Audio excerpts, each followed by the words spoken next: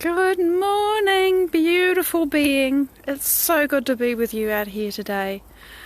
And my, aren't we living in amazing, interesting, incredible, disrupted, crazy times. So, let me show you some flowers, because the beauty of nature does not change just because life seems to have turned on its head. Let's start with Johnson's blue geranium. So you can see it. Good morning, Linda. We've had our camel visitation for the day. Isn't this beautiful? It's just a single flower. I mean, there's more of them there. But it's just a glorious thing. Let's have some focus, thank you. Good morning, Shares. It's lovely to see you. And I can see someone else is on, but I don't know who you are. It's lovely to have you with us. Stacey, it's you! Yay! And look at the foliage on this lovely geranium. It's deeply lobed, it's got all these marks on it, it's like a jigsaw puzzle. I just love this thing, and it's kind of unspectacular, but it's beautiful. So, enjoying that today. Enjoying our slightly moth-eaten hostas. This is quite a golden lime-coloured one. Has amazing spikes of scented flowers. So, we can look forward to that next year. What else have we got here? A few late nerines. It's a very late one, but it's bright, it's colourful, it's kind of moth-eaten, it's out of focus. There we go. There's a fresher flower there. I mean, it glows. The throat of it just glows.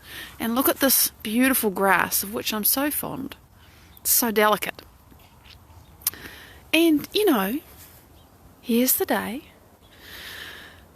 Today is the last day we're on. In New Zealand, we've got 4 levels of alert about the coronavirus situation, and at the moment we're at level 3, and tomorrow we go into pretty much full lockdown, although we'll still be able to buy food and go to the doctor if we need to. And I'm just very grateful for how our government has handled this very decisively with really beautiful leadership. We're all pretty proud of Jacinda Ardern at the moment, and the government as a whole. So, very grateful for that, and very grateful that the camels are being driven out of the transporter room and onto the holodeck. I think that's a marvellous idea, Linda. In case anybody wonders what on earth we mean by camels, they are bumps in the internet. And here's more of just the autumn garden, right? That's the magnolia, which will flower in spring. And we have the dragon's gold callfire that's spilling down the steps that lead up to the road, but, they close the steps off. And here's the ghost plant, which I pruned, and I've had no time to mulch the pruning, so they're just sitting there being fertiliser. And we have a few, let me go around this. We need this beauty, right? Beauty, appreciation of the mundane, very, very important. So this is a white Japanese anemone. Hasn't really opened, so you can't see inside, but I've got a few of them here. There's a few more up the back. So, it's just bits and pieces, but that is very much autumn. You get these massive displays of flowers, like over there in the wild garden, and it's all going to sleep. Angie, good morning. It's lovely to see you. Just one last look at the day. Turn the camera around. And today, really I'm talking about my experience yesterday, but I'm also talking about the fact that for all of us, to one degree or another, our lives are now standing on their heads. Everything's disrupted. Many things are disrupted. It's all different. We don't know what's coming. We're all walking into the unknown. Vanessa, it's great to see you, honey. Nesreen, yay, it's gorgeous to see you. We're all walking into the unknown, and we can't imagine we probably can work out what tomorrow's going to look like, but next month, who knows? And it is a natural evolutionary response that when you are chucked into the unknown like that, you get scared. You feel disrupted. You feel shocked. It's a natural response to the fact that suddenly your predictable future gone. And so it wasn't quite that sudden for me yesterday, but it really landed. And I was very aware of being in my house, I already work from home. We have everything there. We can order stuff online. Deliveries will continue. Everything is in place. There's a couple of things that are going to have to be deferred. I can't get my shoes resoled. A couple of fillings that would be better replaced, but, can't be done now because everything's just down to essential services. Not things that I should stress about. But my body, very persistently, was behaving like there was a tiger around the corner and it was hungry. And it was damn hard work, but it was also really interesting watching my body do this and thinking, oh my God, I'm really in survival. My brain wants to race off into fear at the drop of a hat. Julianne, good morning, lovely. And I had to master myself. I had to overcome myself. And, at the same time, I was doing work on a client's website. Now, they're to do with health services. I'm not going to say who they are because I don't think I'm allowed to. It's not secret squirrel. It's just confidentiality. And so, COVID-19 is in my face because I'm making changes to the site. Because of COVID-19, I'm sending newsletters with related things saying, oh, this is how we're delivering our services now, or not delivering them. It was in my face. I could not get away from it. And, I have, corralling the fear is a really good way to put it, Stacey. And I've made a very conscious decision that once a day, I will go to the Ministry of Health page and just get a quick update. And if there are government announcements, I'll watch those, or actually my husband will watch them and he'll tell me what I need to know. But apart from that, I'm not looking because it messes with my head, man. It really does. And when it messes with my head, it messes with my body. And my body, it goes into this fearful state, which I remember. I used to be in that state all the time. I don't want to be there now.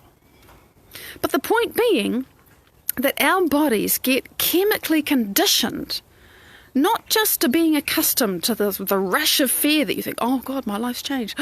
What's tomorrow going to be? Oh my God, am I going to be able to cope with the fact that I need a filling replaced and I don't know when it's going to get done? Is it going to go bad on me? No, it's not. I know this, but the bullshit's the wrong word. The very evolutionary survival instinct that flies up into your head and mine and then is followed very quickly by this rush of stress hormones happens a lot, or can happen a lot in these times. And we've got to realise it's normal. And we've also got to realise that when you have shocks, you're probably going to cry, you're going to weep, you're going to feel lost, you're going to go, oh my God, where's my old life? It's gone. I'm sad.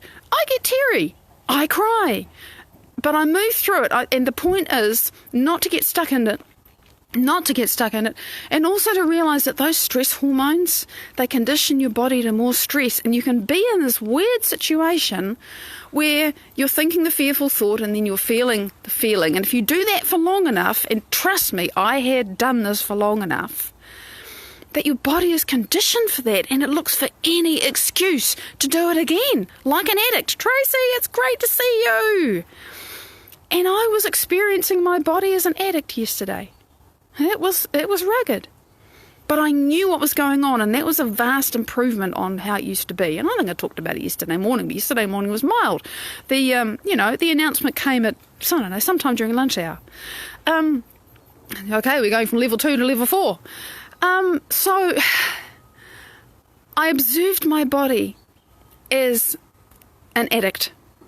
And my mind is not being my body, and the constant choosing to continue to, okay, I've still got to work on this. I've still got to stay in beta. I can't just run off into the field and get myself into alpha and theta and really relax and go to the field and feel all the wonderful possibilities that are being made available to us by the very fact that things are breaking down. Erin, it's great to see you. This is the thing. We have to choose what we're going to pay attention to. And I can't do that all day. I would kind of love to do that all day. My work does not stop. Because I can work at home, I can just carry on. We need to keep carrying on if we can. Some people, they have a sort of enforced holiday. I'm sure it's not easy for them. But they have time, And I don't have any extra time, so I've got to deal with myself. And have this experience of realising, I have overcome my fear. But given the right triggers, man, it's there like a roaring lion saying, you need to be scared so I can get my fix. And to understand that if you're thinking, I know everything's okay, I know it in my heart, I know it in my soul, that this is an amazing elevation of consciousness and this is the time that we prepared for, that we trained for, that we're knowing how to choose who we want to be. So why the hell am I so scared? It's your body running an old program. And so what did I do? Because I think this is important, I guess I had an awareness that I want to talk about this today. Because we are all, one way or another, going to have plenty of opportunities to face our fears in the next who knows how long. We don't know, see? It's all unknown. And we're used to being able to think, I'm going to get paid next month and I'm going to go here next week and we know what it looks like. And I have to talk to you about this. I don't know if you can see it. Do you see that little flock of birds there? That is a little emergence.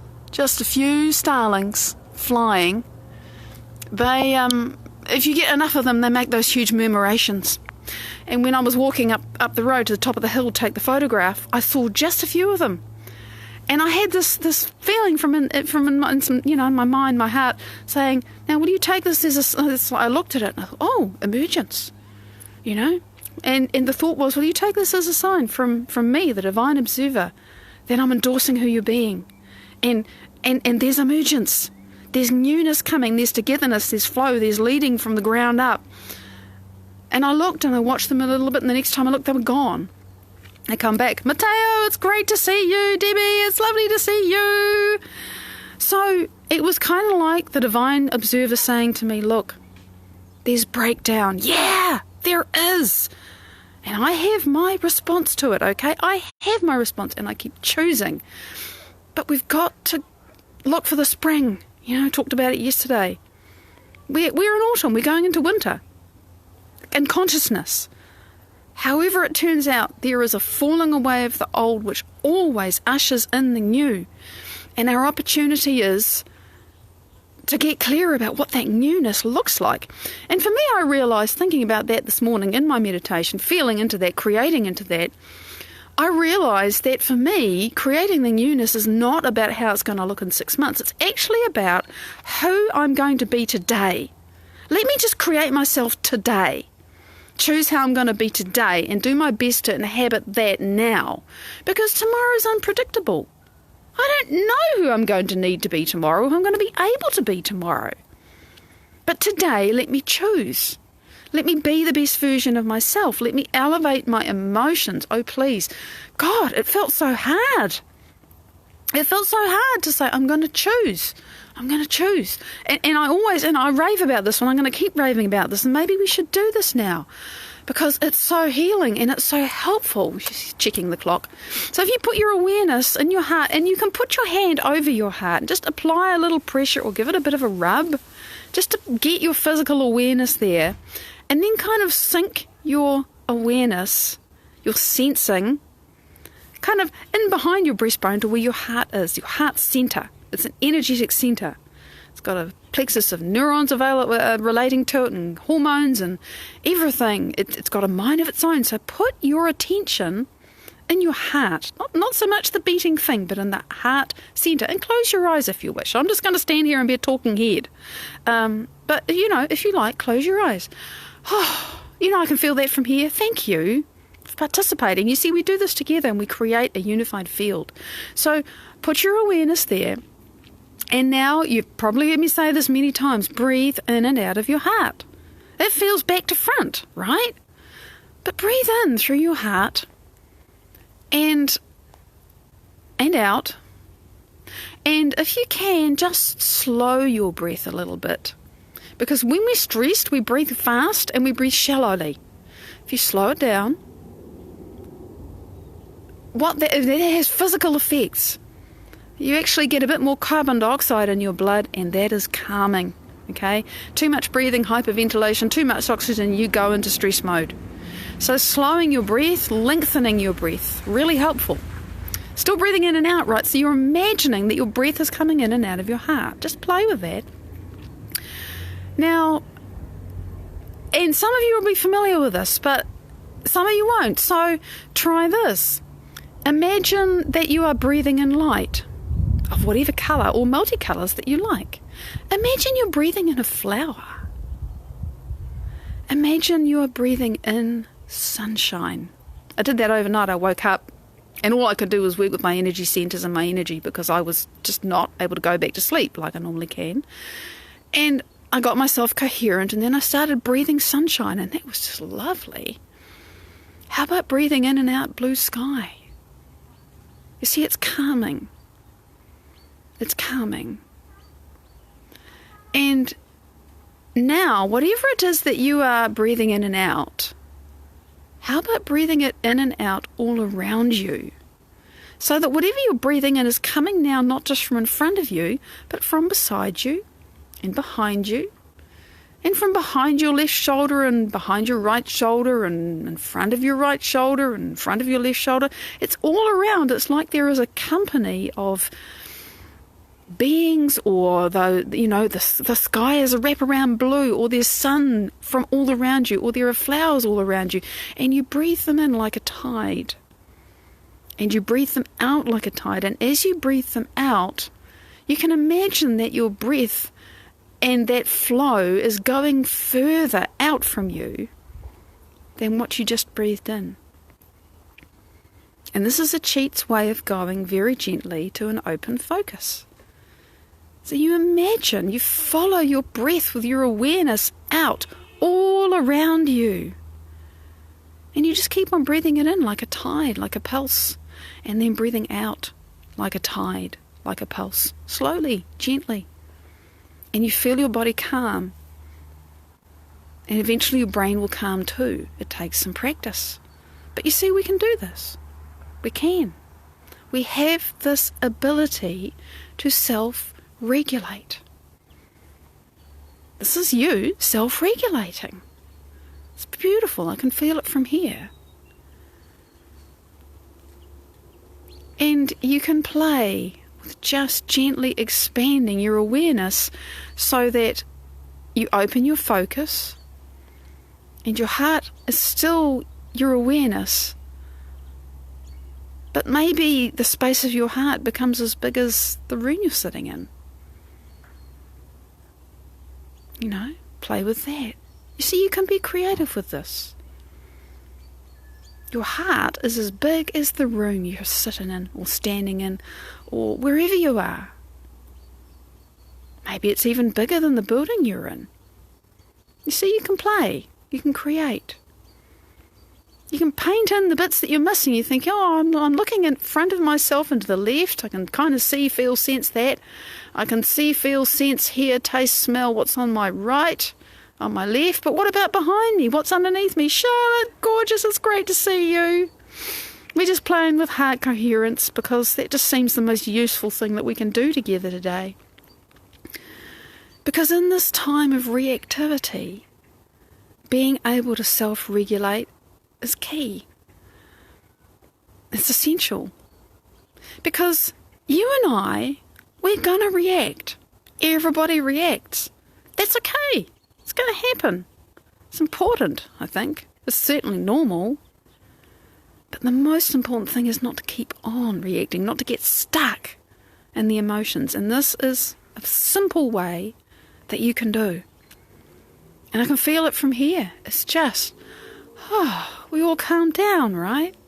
Heather, it's lovely to see you. I've got to show you this. You can open your eyes. Look, we have two cats, one at the base of the tree, and then one that's walking back towards, and they're playing. They're siblings. Trisha, see? They're putting it on for us. Isn't that lovely? So they trip around in the garden, those two. I wanted you to see that. So this is our morning. This is our creation. This is our afternoon. This is our evening. This is who we are choosing to be. And to remember that you can break the addiction of the stress response by this very simple tool. And it's okay if you lose it and do it again. And it's okay if you're making your dinner and thinking, oh God, And then you do it again, and you remember to breathe in and out of your heart, and then you lose focus, and then you bring your attention back to your heart again, and then you lose it, and then you bring it back. That's exactly what I was doing yesterday. It was just really challenging, but we have this ability. We can. So that's what I want to offer you. And, if you're in a position to try this with friends, with family, with whoever it is that you're actually able to be with, or don't forget that you can call people up. You're meeting with somebody, online or in person. Why not try this? Why not just play with it gently? It's a lovely thing to do. This is our time to be coherent in the middle of crazy, when everyone else is scared. This is our opportunity. Choose something else and be something else, and we can do it. And this is one of the how. This is one of the ways how. Thanks so much for joining with me. Thanks for becoming coherent with me. Big love. I'll see you in about 3.5 hours with an update from San Marie in the Gambia. Oh, it's exciting over there. Until then, bye-bye.